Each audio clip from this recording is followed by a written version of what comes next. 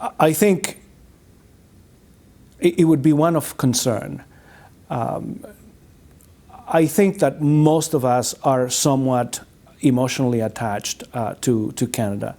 And most people in Alberta are not thinking of jumping out just because. The fundamental issue is this. I have lots of friends, for example, in Atlantic Canada, considering that I lived there for a long time just very recently.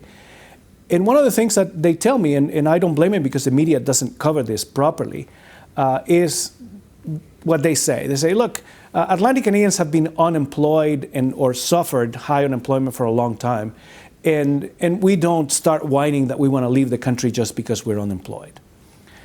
So it's boiled down to Alberta is suffering, therefore it wants to leave. But that's not really the crux of the matter.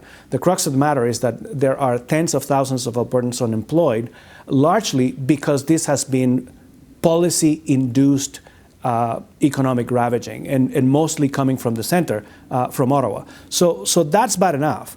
And the second issue, of course, is that while tens of thousands of Albertans are unemployed and need some kind of relief, we're still sending money by the truckload to the very people who are preventing us from developing our resources in central Canada. So the equivalent for Atlantic Canada would be, for example, if given a healthy mode or a healthy production of lobster, all of a sudden the federal government decided that for environmental issues you could no longer fish lobster out of the water, and sending tens of thousands of Atlantic Canadians out of jobs.